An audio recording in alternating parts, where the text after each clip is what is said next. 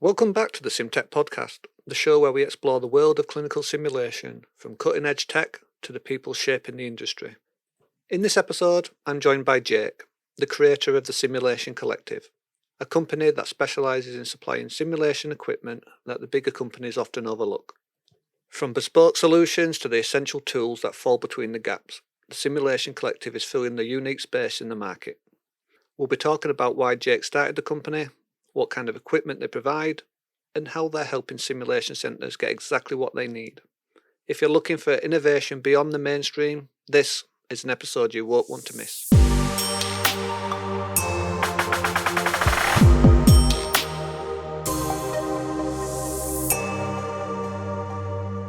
Hello and welcome to another episode of the SimTech Podcast. Today we're jumping into another showcase from a very special supplier that we've got lined up.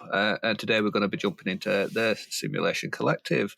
And to help me do that, I brought along Jake. Good morning, Jake. Good morning. How are you doing? Good. So, Jake, before we crack on, do you want to give what I say is a little bit of a corporate introduction into yourself and your role at Simulation Collective? Yeah, so my name's Jake Rahman. I'm the founder of a company that is out there as a simulation collective. Behind it is a company called Simulation Man Limited, which is the original company. And we've been in the market now for around about 4 years. And hopefully what we're trying to do is change the market a bit and shake it up. And bring in a little bit of innovation and common sense. Well, common sense, that's a new initiative right there. So what did you do before you was a simulation collector? I was so basically I started out my career as a failed graphic designer. Many years ago, I wanted to be a graphic designer, ended up at the London College of Printing, where actually one of quite a sort of high-profile person in healthcare simulation, Charles Everard, was at the London College of Printing as well. But at the same time, in fact, but I never ran into him. I never met him because next to the London College of Printing is the Ministry of Sound, and up the road is Fabric, and round the corner was Garage City. So I didn't really go to college much. I spent most of my time in nightclubs wanting to be an aspiring DJ, which never quite happened. And you're just like, I just don't know why I failed. I just don't understand it. Exactly. I wasn't very good. Back in the old days of graphic design, you have to remember about 25 years ago, or at the beginning of the 90s or mid 90s, it wasn't about CAD, computer-aided design. It was about rotary pens, drawing boards, razors to erase stuff, which were razor blades. It was really about being a proper artist, and you had to be good back in those days to get anywhere. And then really after that, I after sort of DJing for 2 years and working in bars in Greece and various places, when I couldn't get a job, I came back and found that I couldn't work in graphic design because I wasn't good enough. And I ended up, whilst looking for a job, doing a part-time role as a porter in the eye hospital in Southampton, which turned into a job as an orderly and then into a job as a theatre assistant. And then I got on the operating department practitioners program, and ended up working down there in cardiac theatres and for Bupa at the time. And that's kind of how I started out my career in healthcare. And then after that, we had a baby, and we found that being an ODP didn't make me an awful lot of money. So I started thinking about going into the commercial world, and ended up working in something called thromboelastography, which was, if you worked in a cardiac theatre or worked in hematology, you'll know what thromboelastography is. And then ended up working with Laerdal in healthcare simulation. As my first job in simulation was with Laerdal, looking after the London and Kent, and then a bigger role with defibrillation later on nationally. That's kind of where I started. Between now, and back then I've also worked in a international role for CAE Healthcare, looking after Europe, Middle East, and Africa for surgical and ultrasound simulation. I worked for a company called Intelligent Ultrasound. Formerly, they were Inventive Medical, and they changed to Intelligent Ultrasound after I left, actually. But I looked after Europe for the HeartWorks device. Had touched on other companies since, and just before the pandemic, I ended up commercializing the MSC Group, who supplied the MedVision devices for UK and Europe. And then the pandemic happened. Big changes for everybody, then, eh? Yeah. I mean, it really shook all the world. But it's interesting because everybody that's gone through the pandemic, everyone's had their lessons to learn, and I feel like they've come out a little bit stronger. And what I see is how people have adapted to that kind of incident. And what's happened afterwards, they've really turned it into quite a positive from such a negative event. How did it change the way that you worked? Well, what we found during the pandemic was, unless you sort of commercializing the MSC Group, unless you're an established company, there was lots of business that was happening during the pandemic, as you know. Lots of things were happening, not so much, focused on medical simulation, but focused on really healthcare systems buying stuff and making sure they had enough equipment. And I don't think the stories we can tell about that now, but I don't think they really had much of an idea what they wanted. All they know is they wanted something. But for the smaller companies, I guess in medical simulation, what we were trying to do as the MSC Group at the time, we were just trying to be active. There were times when you couldn't speak to anybody. There was nothing going on. A lot of the other bigger companies were furloughing their staff, etc. But as a small company that had just had some investment with the MSC Group, we had to look busy. And during that time, I had a lot of reflection on my career in healthcare simulation from a commercial point of view. And really what I found was I was quite disillusioned with not only my current career, but careers in the past and the way I worked. Having worked with cardiac anaesthetists in the past, I was sort of drilled into trying to go for perfection. And when I analysed my career, I found that none of it was perfect. And when I analysed my interaction with customers and my support and what we could do as companies I work for, none of it was perfect. And I decided to start my own company as a consultant in healthcare simulation and try to advise on products and try to help people and try to improve things in healthcare simulation and overall by coming up with ideas, trying to get them developed, helping other people with ideas, giving advice where I could. And then eventually, a lot of these products that I got involved in became real products or were developed. And then suddenly we are selling products. And that's how the Simulation Collective kind of started, really. The simulation products that we were selling were from different companies. Some of them I had some influence into developing. There's one that's out there now, obviously, the R42 bariatric mannequin, that I had quite a large influence in developing. And so I found that I had the contacts and the platform to go out and talk to people about them again and become a sales guy. We called the next stage of it the Simulation Collective, because really we had no investment as a company. So everything we did from a marketing point of view, whether it's social media or whether it's out there at conferences or meeting people, I encouraged everybody that we worked with, even though they're from different companies, to work as a collective and basically really share some of the burden when it came to marketing, and share some of the burden when it came to resources that were needed to get products and services in front of people. And that's kind of how the Simulation Collective was born, really. And how would you describe what Simulation Collective is to someone that maybe hasn't ever heard of Simulation Collective? Yeah, so the Simulation Collective really is lots of things at its lowest point, and I don't mean that to demean sales. It is a sales company, okay?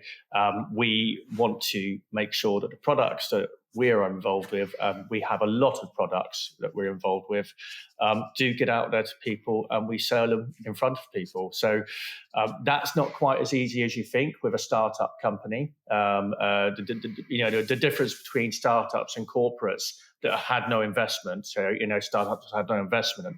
Essentially, we don't have an army of people that are going out there to visit people every day. So we don't have 9 salespeople up and down the country with a massive customer service that's behind them, and that really makes things a little bit harder from our point of view, because hey, I'm the sales guy. We do have other people that we're involved in sales within the company, but essentially I'm the sales guy. And the biggest thing with small startup companies is trying to break the habits of the purchasers, the people that are out there, and because a lot of the large corporates, they use what we call beachhead sales tactics. So once you land one product into a university or hospital, it gives you the opportunity to land other products behind them really, really, really quickly. And if you've got a sales force to do that, it makes it much, much easier. But what that does, it creates what I would constitute as bad habits with innovators in healthcare simulation, because they are then less inclined to go out and look for new things. So the Simulation Collective really is about all those new things that you might not be able to put your hands on normally as a buyer of healthcare simulation. So, for instance, we just about to launch on the website the psychology software tools, the MRI simulators. They're about to appear on the website. We have one being installed in the UK quite soon, hopefully. But these are things that in healthcare simulation and in the UK, we are not necessarily looking out for. And when I travelled the world with CAE or with Lairdale or with Heartworks, etc., what I found is in the UK we're only tipping the iceberg with regard to what's out there with healthcare simulation. And the Simulation Collective really is about bringing those products into the UK, helping people think a little bit differently how they deliver healthcare simulation, and trying to entice them into trying something new rather than, doing the same old thing. And we're trained in the NHS, previously, not to say the phrase, well, because we always did it that way, Yet this is what we do a lot of the time in buying habits in healthcare simulation. And that's what I was hoping to change with the Simulation Collective. Yeah, I mean, because it gives you kind of a little bit of more of a unique perspective. If you say, look, you've worked for Liddell, you've dipped your toes into all these other places, so you can kind of see, maybe where they're going wrong, what they're doing right, and putting it into practice where you are now. So, are you saying, if I've understood you right, you're trying to fill all the little gaps where maybe the bigger, I hope you don't mind me saying bigger companies, where they're not really targeting. So you're going, in between the lines to fill all those maybe niche parts where people aren't covering. Is that right? It's precisely right. You've hit the nail on the head. That's exactly what we're trying to do. We're trying to ensure that the offers that are out there at the moment, and there's some great offers, there's some great products, historical products that have gone into healthcare simulation. But we know that a lot of the products that are used, even though they're sold at the highest end, high fidelity, if you like, a lot of those products are still used as mid or low fidelity products because of the workarounds that people have to do. And this is a historical thing And as a salesperson, this is kind of what made me almost fall out of love with healthcare simulation, because I was continually presenting people with products that we knew in the industry were okay. They were good and groundbreaking in a way because of what they were perceived to do, but they were very difficult to consistently do what they were perceived to do, with regard to technical issues, with regard to things not working properly, with regard to workarounds.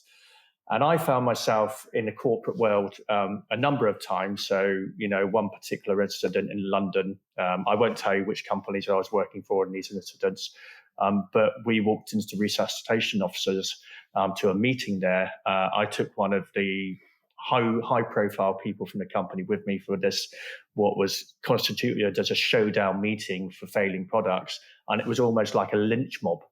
And I thought, well, I didn't get into sales for this. I didn't get into sales for trying to deliver things that weren't working properly, and then I had to explain why they're not working properly on a daily basis. And there was another particular incident when I was in the Middle East, and a university was launching all the new products it had bought for a company, and I was supposed to do a speech about it. And during the morning, every product that they opened up was an out-of-the-box failure. And at 12 o'clock, I had to do a speech. And I was there. And the company that I was working with, the local guys were feeding me coffee all morning to keep me quiet so I wasn't stressed. And by the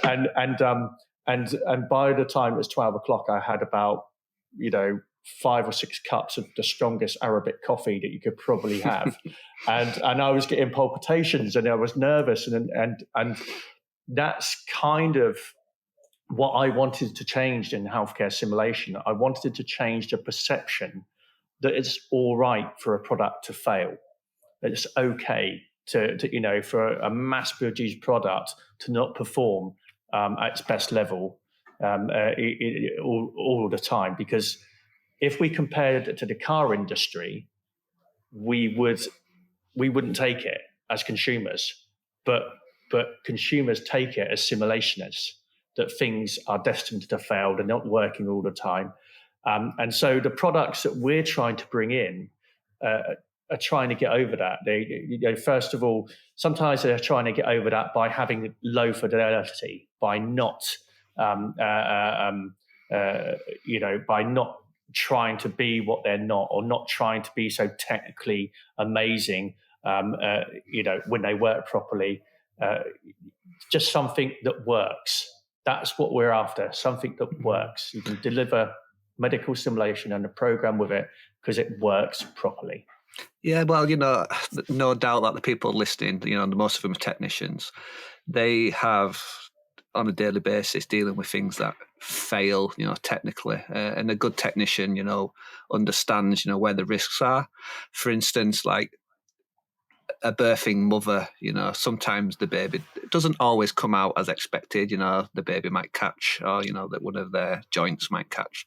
It happens, but always having a solid plan B. But then if you compare it to a live cast mannequin, 100% success, because, it doesn't fail at what it does, and understanding, where the risks are, and it's good to know that, the people that are producing this understand these kind of concepts, because sometimes if you don't have your plan B, the scenario itself, how do you even continue a scenario when you have something that technically fails, that is critical to the objective of the scenario? You've always got to have that, that plan B. But it's good to know that, you guys as well are dealing with your own kind of how do we deal with these failures when they happen. Yeah, I mean, there's other great examples. Is you've got high exposure for students within healthcare simulation, but you've also got low exposure at the other end, which is ALS, for instance, so advanced life support courses. God knows how I got through an advanced life support course. I have no idea. Sorry, alarm went off. That's the gorillas going in the background. He found it funny. A cigarette list. So God knows, within how I got through an ALS course. So with an ALS course, you have one experience of simulation within that. And back in the old days, it was a 3-day course, and you did it every 3 years. And you'd have 1 or 2 experiences within that course with healthcare simulation. Now, if the product that you were using at the time failed, that's it. That's your exposure to simulation done for 3 years. Yeah. And so that was always one of the things that frustrated me from a clinical point of view at the other end, even before I got into healthcare simulation. Why are they failing? Why aren't they more consistent? And it was usually because, yes, the faculty didn't know how to use it properly, or on the other side, because it's transient faculty, it's not against faculty, they're transient and they come in, they help out every now and again. Or on the other side, it was because, more recently, they've put technology into ALS mannequins that's actually not needed. And people don't need that within that course. So sometimes what we do in healthcare simulation as manufacturers or sellers is we try and overcomplicate things by trying to blow people's minds with new technology that's not needed. Well, it's this term, isn't it? High fidelity, with high fidelity comes high problems and, more working parts, all these cogs. And just imagine, your point of view, if you're the participant and you only do sim every 3 years and you go and you have such a bad experience because something doesn't work, you go and the reputation of the whole centre or the whole course has been completely damaged because they've had this bad experience and because of a malfunction.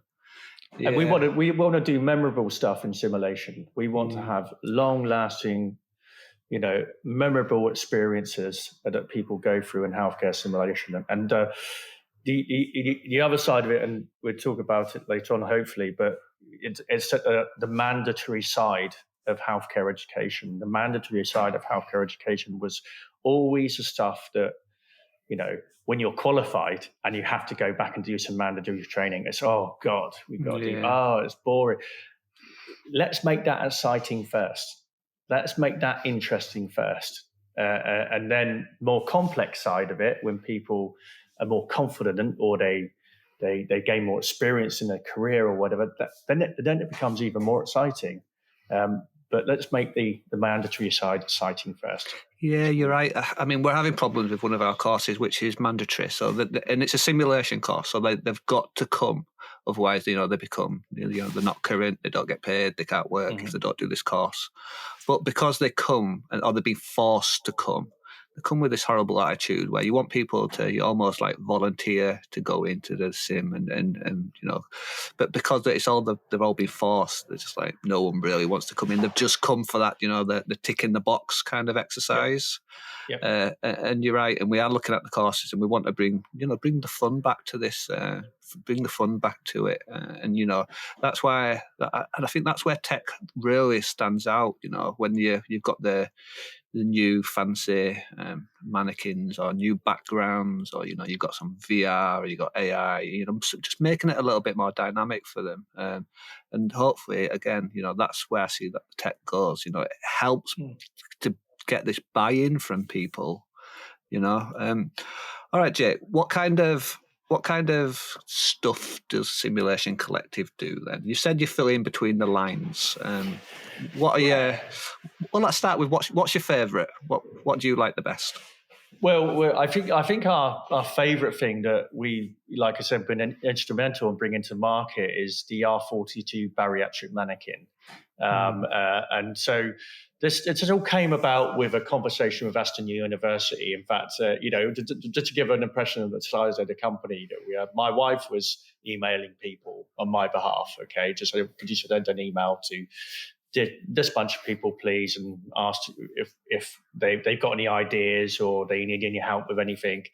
And one of them was an email to Aston University. And Aston University came back to us and said, Jake, do you know of any bariatric mannequins that are out there?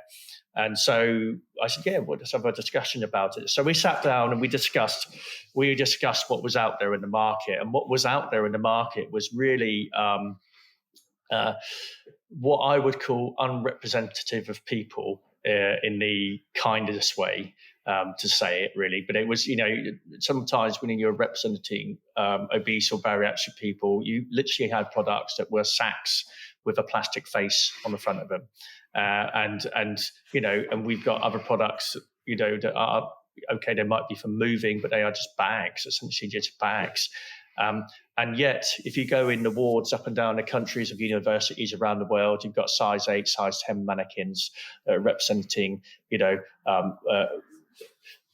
not ugly people, not sort of, not what I would constitute as normal people like me that are hairy and getting slightly fat and blah, blah, blah. They are representing bit of a dad bod. People. Yeah, exactly. Representing the beautiful people of the world. And then when you look into the facts of it, the more of it, you start asking questions. Well, why is that? Why are they only representing these people don't end up in ICU very often, and the average age for a man going into intensive care is 61, 62 for a woman. Okay. B, everybody's got different body shapes. C, the facts talk for themselves with the demographics with obesity. In the UK, 38% of people are considered overweight or obese.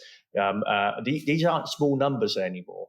In fact, the more you look into it, your size 8, size 10 person, hate to say it, but that's the abnormal these days. You might have really underweight, or you might have obese, but normally it's obese. Okay, and so we went back and we wrote a specification for the R42 bariatric mannequin, and the R42 bariatric mannequin needed to be a nursing mannequin where you could do all of the nursing tasks that you would normally do. In the original specification, I actually put electronics in there. And then I asked my friends at Rib Productions, can we make this?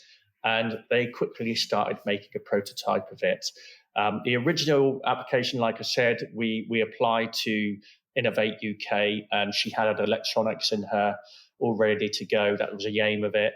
But Innovate UK turned us down.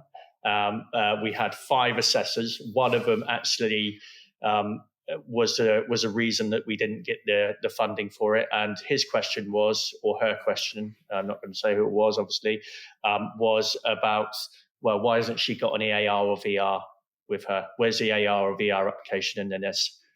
Why? It's a nursing mannequin. So we were turned down, and then we decided to go ahead with our electronics, which in hindsight was a really, really good decision to make, because most feedback that we've had is she doesn't need electronics in her. And then eventually we called her R42. R42 is because 42% of the US population are considered overweight or obese, bariatric. And yeah, she's probably been our biggest success so far. And then spinning off the back of that, we have the Emerald overlays, which are obese overlays that go on mannequins like Sinman 3G, all the CAE mannequins or Elevate Healthcare mannequins of old, and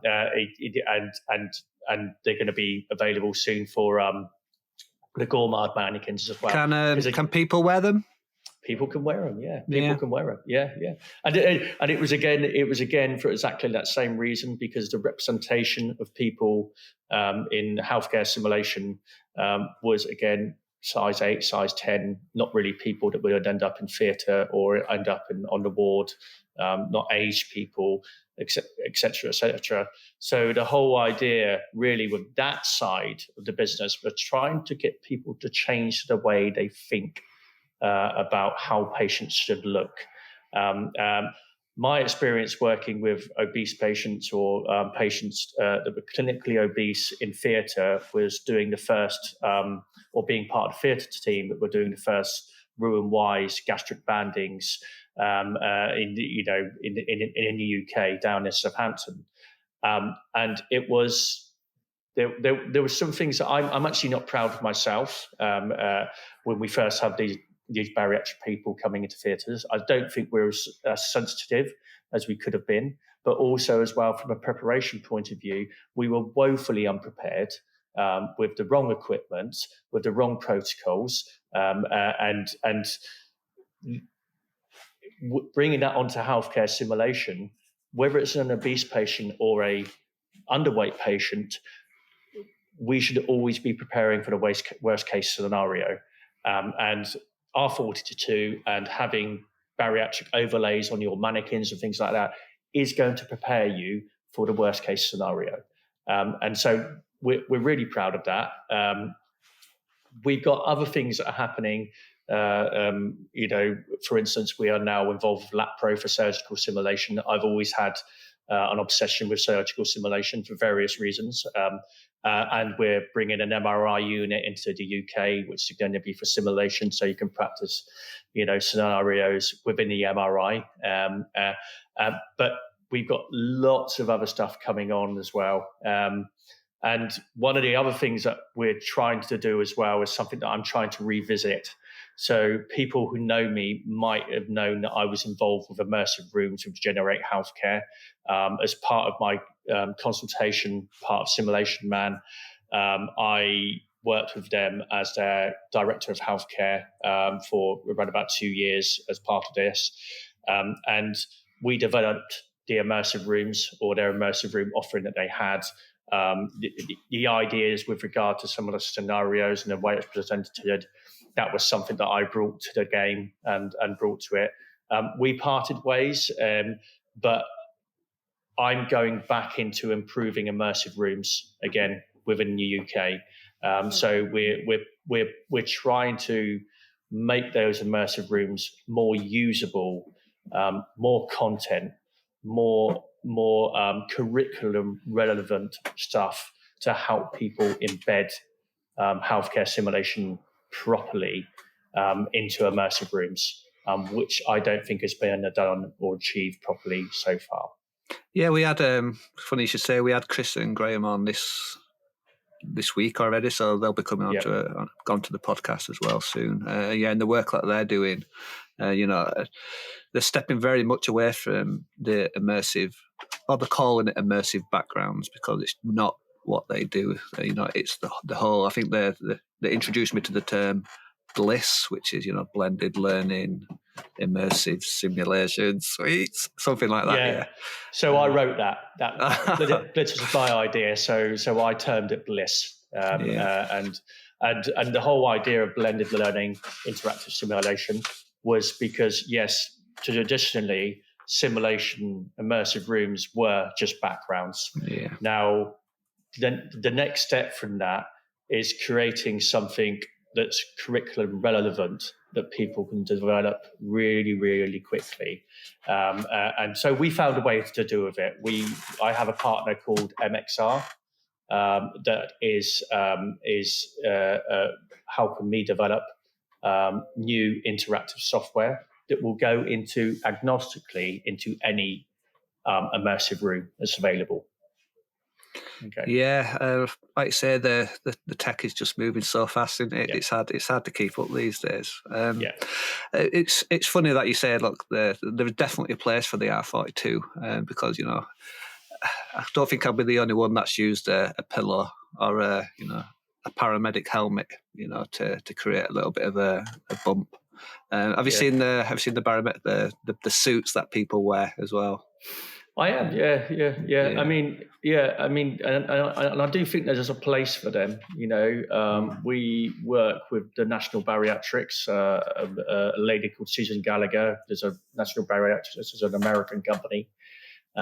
They have a conference which they run every year, and Susan Gallagher created what I think is wrongly termed as a fat suit. But people do term it as a fat suit. We've got to change our language when we're talking about this. But I think there is a place for them. But there is also a place as well for mannequins in general to be represent people properly.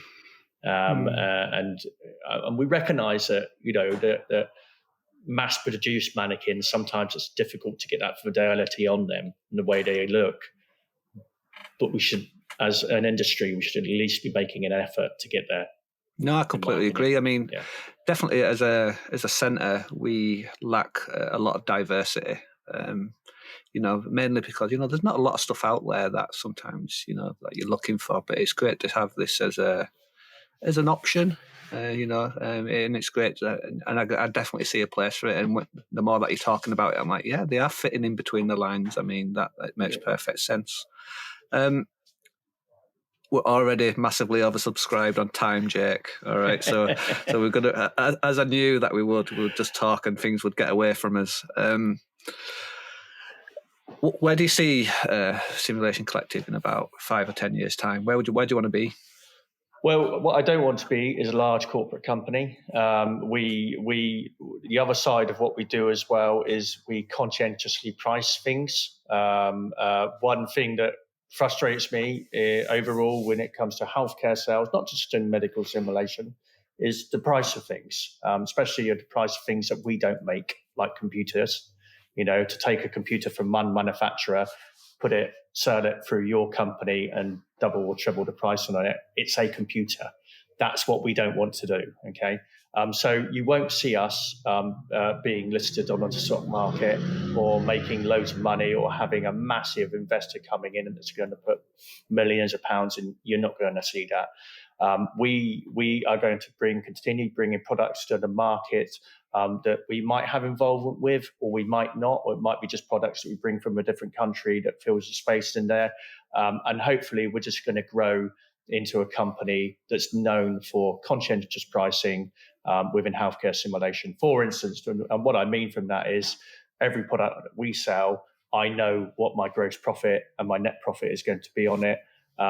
So there's not a lot of wiggle room for discounts and things like that because our price that we give people is our best price. So I always find it very disingenuous when, if you go to a company and you want to purchase a product and you say, I haven't got enough money. And they say, okay, we give you a 30% discount. Why didn't you give a discount in the first place? Why are we dancing around here? Because this is healthcare. This is public health, especially in the UK and university. So what we're going to do is we're going to bring some more products to the market. We're going to grow conscientiously at conscientious speed. But we do also remember, if people don't know, we do have a clinical side. So where we provide clinical products. So we sell the world's smallest transfer ventilator, of which is a unique, innovative product that the UK Special Forces are using, for instance, and NATO, etc.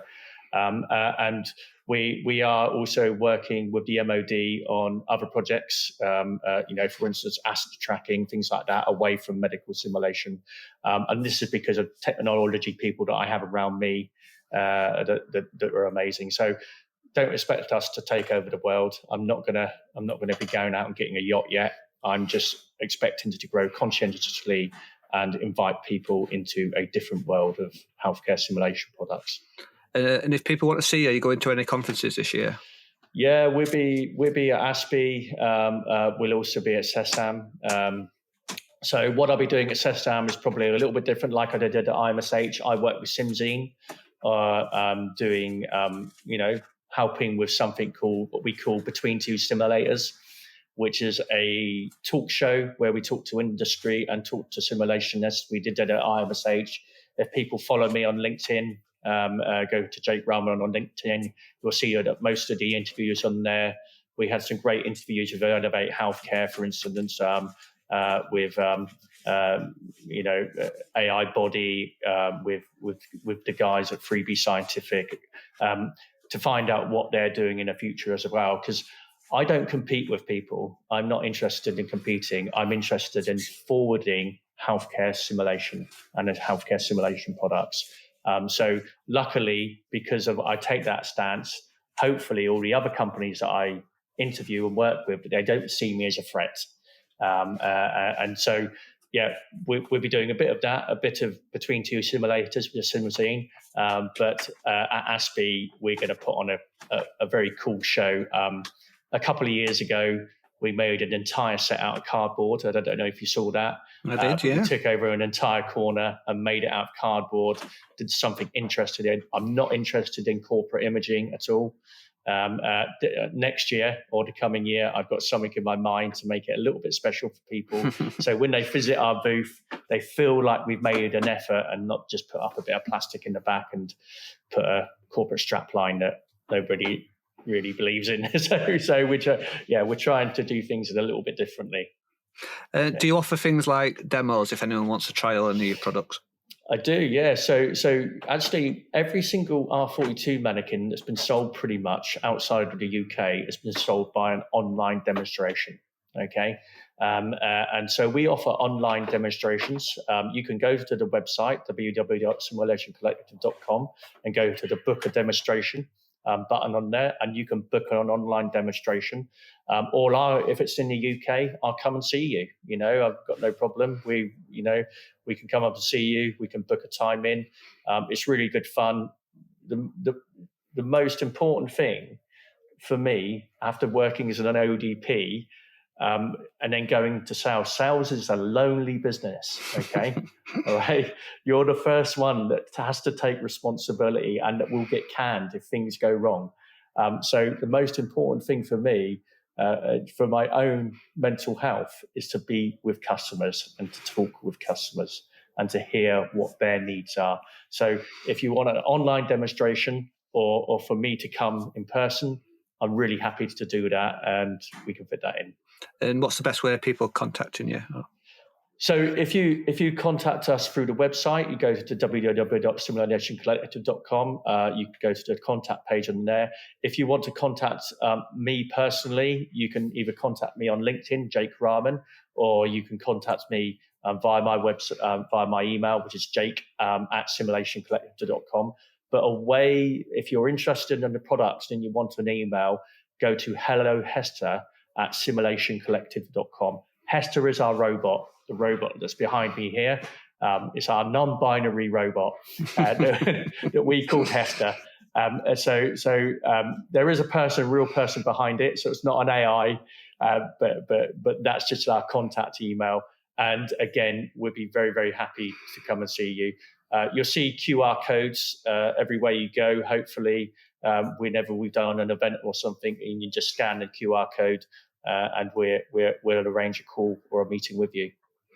Brilliant, Jake. Well, thank you very much for joining us today. It's been awesome catching up with you. And hopefully we can maybe look at a couple more episodes in the future where we can maybe do a little bit more of a deeper dive into, especially the R42. I think it's going to be fascinating to get hands on, because I did see her up at ASPE up in Edinburgh this year. But to spend some real time with her and getting her used and seeing what people really think about it would be great.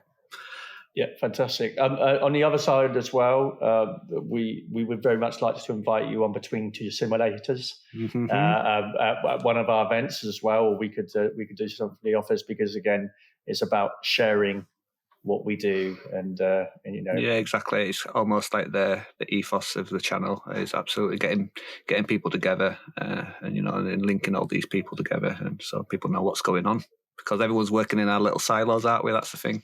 That's the thing, yeah. All right, Jake. Well, thank you very much, buddy. I'll talk to you later. No worries. Great to talk to you. Thanks very much.